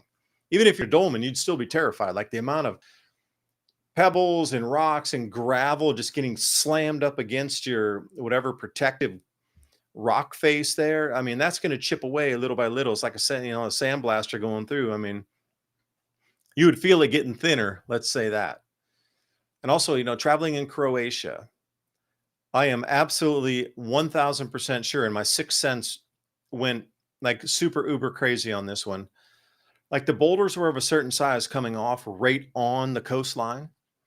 But as you got higher up into the hills, the boulders started to get smaller. And as we went further inland, like 100 miles inland, the boulders were the exact same circumference and size of that same white limestone, but they had dissipated in size to smaller and smaller pieces as uniform in size wherever you went. Along the coastline, you got really big boulders, like boulder fields. But as you went inland, and then about 100 miles in, there was the size of probably good sized bowling balls, maybe a little bigger, but the average size was a very nice, and they were very rounded, not exactly round, but took the shape of sort of imagine going over to Göbekli Tepe, way out at the far feathering edge of that on an ionic wind pushing. You would have been buried in little tiny fine grains of sand, perfectly layered.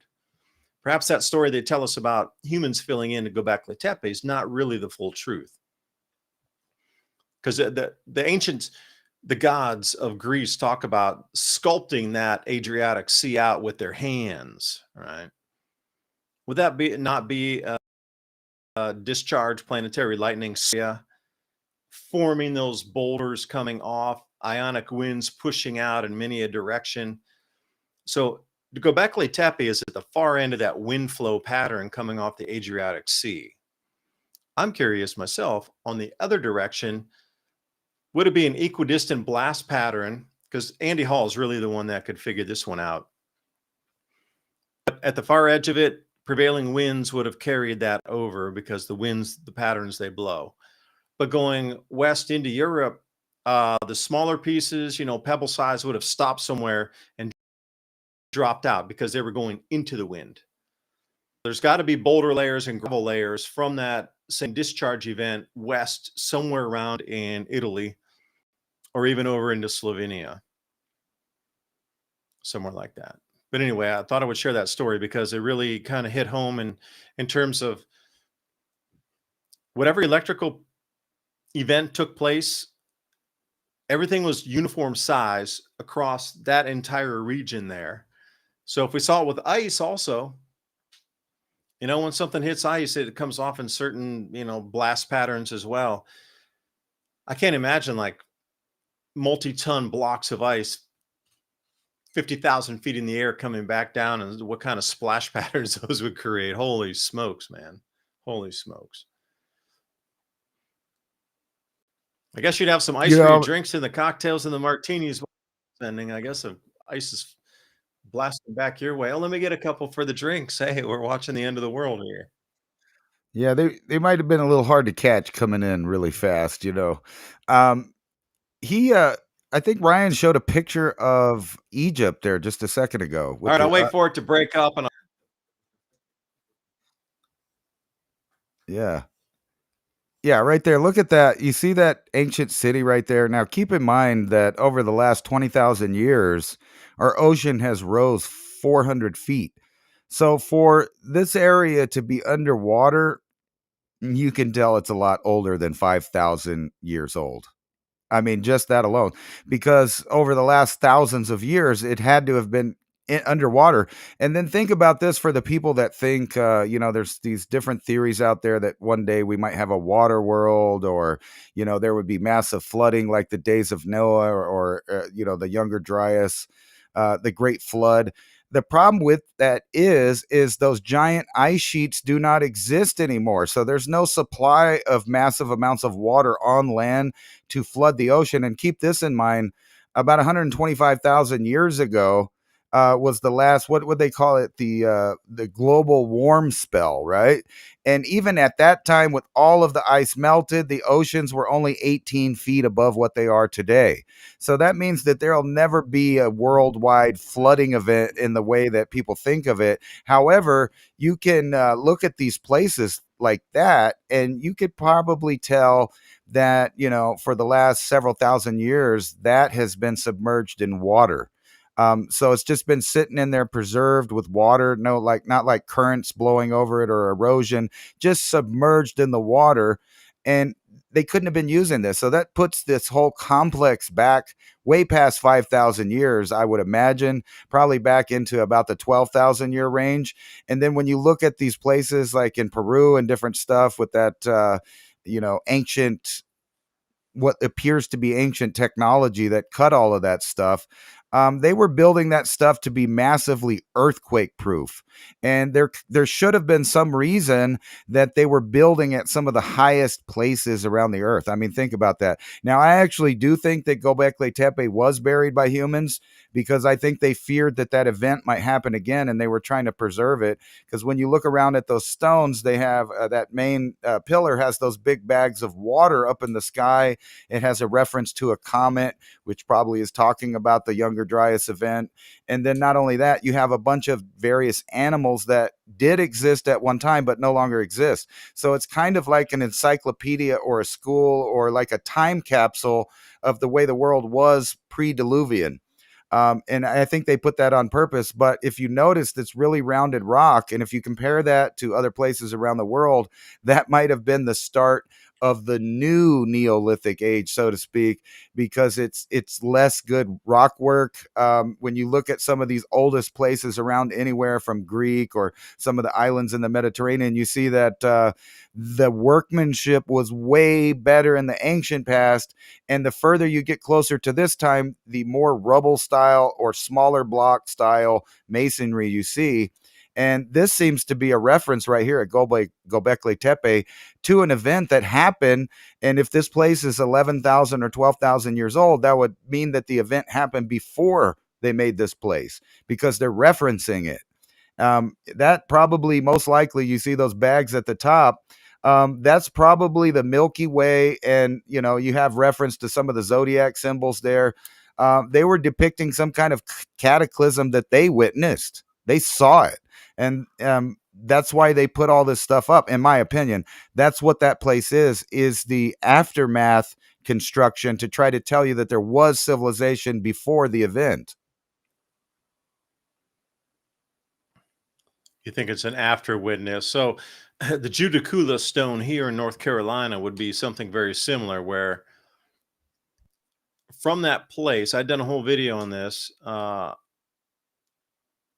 referencing Andy Hall's work on the supersonic blast patterns coming off of an ionic wind that shapes things like an arrow, the opposite direction of the blast, a 90-degree to it. So if you were over in North Carolina at the Judicula stone and looking west over here to Tennessee, you would have seen, yeah, that's it right there. You would have seen that's what they witnessed in the sky in an aftermath event. They were able to scroll those down. Those are all plasma petroglyphs that you're looking at. But all the blast patterns are right over in Tennessee, right down to Chota, where very close to where I live, is where the dissipation pattern was at its very smallest. And I marked all these areas. It took some time going through Google Earth and going up there, because it can drive to some of these places. And I was following it. Sure enough, it came into a pretty much straight line looking at all the blast pattern. But, it's really wet here. Things grow on top. So there's been a lot of erosion over those last, 12,000 years or so, that event would have taken place with such gigantic plasma events that scarred our planet over here. And if you look at on Google Earth down into Tennessee, you're going to see electric geology absolutely right here. That's what they witnessed. So what would you do if you saw something like that in the sky? It ended your civilization. Would you not put it on a stone like this to try to warn others, whether it's Göbekli Tepe or whether it's Judicula stone or Judicula rock, however you like to term that? Same principles apply. I mean, for our world today, are any of us good enough like stone sculptors to be able to leave this as a warning for the next generations coming up, next centuries, next millennia? And again, another question that should be asked is, what took us out of the super glaciation period and then turned that off? You know, we were in full glaciation for 80,000 years and then suddenly it just turns off. What was that, Milankovitch cycles? Was it the passing of another planetary system? Because, you know, you got me thinking there. Wormwood / Nibiru is supposed to be on a 30 or a 3,600 year orbit. 6 of those orbits is 21,600 years. Was it a close pass that turned that particular mechanism on or off? Because nobody's trying to talk about this. They keep talking about global warming forever. But at the height of the glaciation, then we came out somewhat 20,000 years, 19, 18, 17, eking into that. What made us come out of full-blown glaciation? And why do we go back into it? And why do we come out of it on a regular pattern? Where generally 10,000 years of warmth, we're a couple thousand years warmer than normal this time. But for the last 2 million years, on average, we get 10,000 years of warmth. It's like clockwork. We're into it, we're out of it. We're into it, we're out of it. What's the mechanism that triggers that? Nobody wants to talk about that. You bring that up in a global warming debate. Oh, heresy. Looking back 2 million years in time, how dare you? But what is the trigger to bring us out of the full-blown glaciation? And what's the trigger to slam us back into that? I really believe we're at the end of it and we're going back into a glaciation period. And that's a lot of this has to do with magnetic field, but it also has to do with the disruptions in agriculture that are going to come with it. And the known step downs this point, that's going to be cooler and cooler and cooler, because there's so many places that are not registering this global heat that everybody keeps talking about, that are not at the all-time records. They're the reverse. Like you said, they're trying to obfuscate by record low, cool, warm temperatures, or whatever they're trying to use for their garbage terminology these days.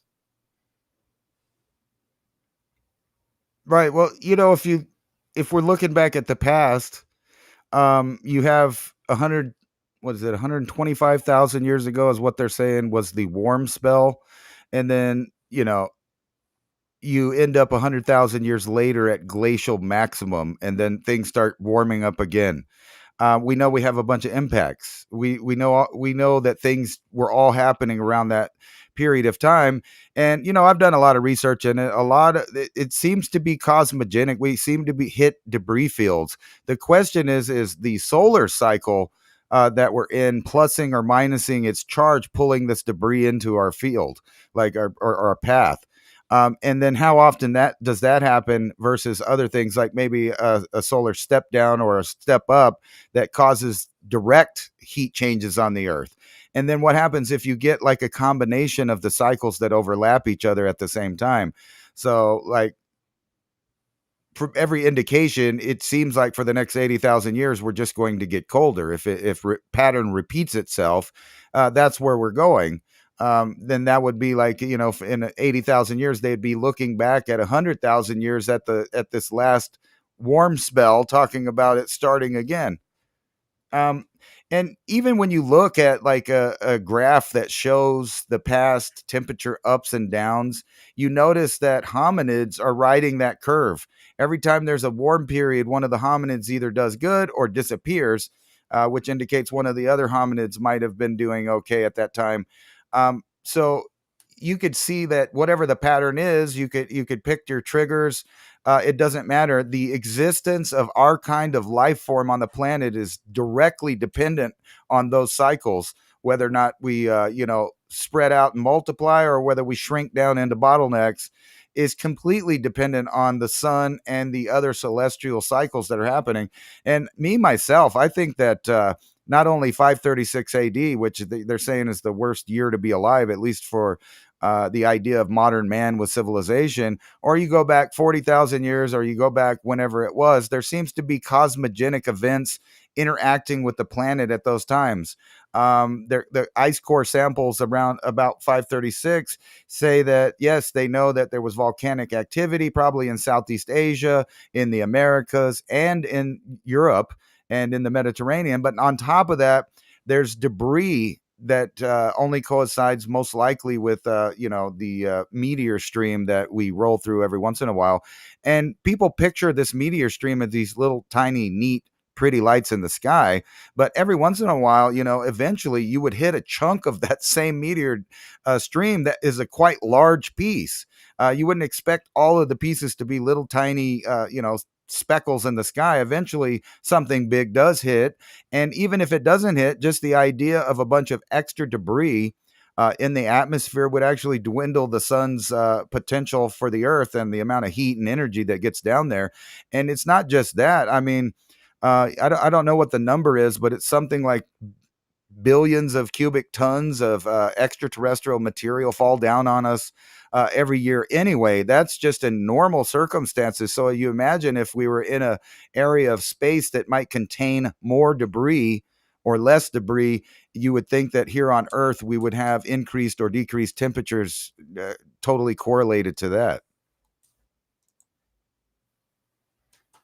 Oh, you just blew my dome theory. How dare you, man? You're telling me that stuff comes into our planet. Come on. But think about the amount of ozone depletion during that time as well, because if rocket launches supposedly are able to create ice crystal surfaces for oxygen to bind onto and get stripped apart, and the ozone breaks down and that ionic charge dissipates, and then we lose ozone because of that, reverse back to its base form of O2, and you got an extra ionic running around here. It's trying to bind to something, but it can't find anything, and oh, our ozone's gone. And needs that ice crystal surface for that chemical reaction to break down ozone from an O3 into an O2 plus 1 out there somewhere. And then it drifts its way slowly down through the atmosphere.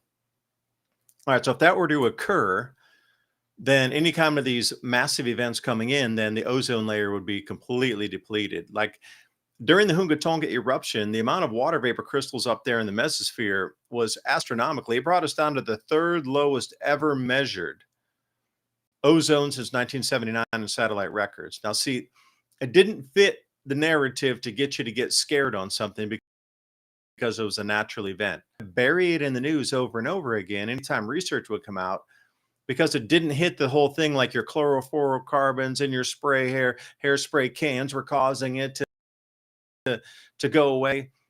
Water vapor eruption from the Tonga volcano and that natural water crystal surface caused ozone to deplete. There was no man-made anything in it, so there was no value for the media to run with it. That was the whole thing. You didn't hear that it came down to the third lowest ever measured since satellite records began. Well, if it would have been because of, whatever, solar panel crystalline evaporation or something, that would have made the news, but it didn't. And again, these cycles are known in our world here, whether it be 2 million year long cycles, 100,000 year long cycles, 3,600 year, 400 year, 2,000 year. These are well-known cycles that are carefully guarded inside circles of power. So like you just tripped my mind here for that thought. If you knew that we're coming up to a point again, like you said, hominids dividing in carrying capacity and able to adapt, or adaptation of a hominid species in a magnetic field decline and a temperature variance taking us into an ice age. Why is this whole transhumanist movement occurring right now with such fervor? You have to be transhumanist. Is this the way that the transition into the next hominid species will occur? That us, as what we consider, native humans here, will not be able to adapt to the changes of either radiation or temperature, but you putting computer interface into your body is going to be able to withstand some of this, and you'll be the survivor into the new hominid species as we move into this new cycle. Because again, you can't be changing so many things overlapping on top like a layer cake of 15 different things that are all being disassociated at the exact same time right now in our world. It just doesn't make sense. Wait, again, is that another C-30 coming through? We heard 2 earlier. That's the third one. They're doing more flights over our area here. I'll say one thing. We saw 2 two fighters going. I couldn't identify which type they were. They blazed by super fast over the mountain here, and then right after that there were two more, and I'd never seen them come in pairs of four like that. And then the helicopters have been off the hook here, going up and down, training in the valley. And then that's the third flight tonight. You just never hear that. It's usually one or two on a Thursday night. Now there's a third one. That's definitely an uptick in terms of traffic. And you'd mentioned something like that too. When you start hearing more air traffic, they're training more. So throwing that out there in addition to that. But Ransom, do you think that the transhumanist movement is the way to bring us into a hominid species that will survive this change right now? We're on the ladder of change anyway. We're definitely moving into dual hominid species on the planet right now. Well, I would say that there's more than just two right now. Actually, for one thing, we're a Well, the hybrid of Sasquatch and probably that sort of thing. 10, True. 10 different hybrids running around the planet right now that are from various different hominids from 40,000 plus years ago. But not only that, there's articles out there, and I'm not going to say that the technology, but they're saying that there are those among us right now whose DNA has already been altered in unforeseen ways. In other words, if those same people continue to have children after, years of gene manipulation, I'll just put it that way, from everything from epigenetics, just with their environment reacting to that, to literally people going through processes that change their genetic structure, how it exists. So in that way, I would say that our hybrid species, as it is already, is splitting into two different groups.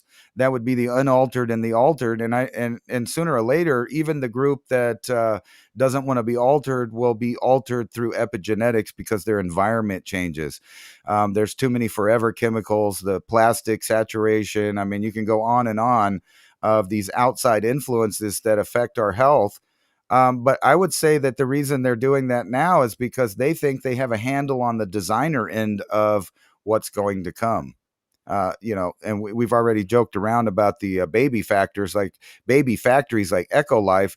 But with all seriousness, if some kind of pandemic or war went around the globe and radically reduced the population, I don't know, say to about 500 million people in balance with nature, if you know that quote, at that time, they could just set up factories now with our technology right now with customized genetics, and that group of individuals that were born to that would have loyalties to not their parents, not a nation state, nor a religion, anything like that. They would only have loyalty to the company that, so to speak, hatched them.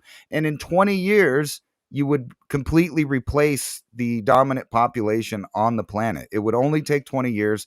It's just like any other, color revolution, or, you can go back to World War II. All of the leaders of those movements knew one thing. They don't care about you and what you think. They just want to control the minds of the youth, which is those individuals in about a 20-year generational time span that they can change and replace society. So they've already done that in a way through the technocratic system. Every kid, every teenager is already glued to a device. And now they're being manipulated in real time by fake and artificial news stories, images, videos, and not to mention just the screen time itself, rewiring their brain. So I would say that singularity has already come and passed. Yeah, and to sign us off for tonight, I would say that if you can keep humanity within the band of 500 million, then the building project which we just completed with the 7 or 8 billion people on the planet is finished. They needed all the extra humans here to do something. We need all this extra labor, these extra billions of people here to complete a project. Would you not do the same? You bring in an enormous amount of people in to do some job construction site, and then when you're done, you bring in just the finishers, for a better term. I do appreciate you watching tonight. Ransom, thanks for joining me, and join us over at civilizationcycle.com. Put your email in there. We'll get you the show notes for tonight. And Ransom, any last words? I would say, everybody, thanks for joining. See you next time. Bye for now. Have a good weekend. See you later.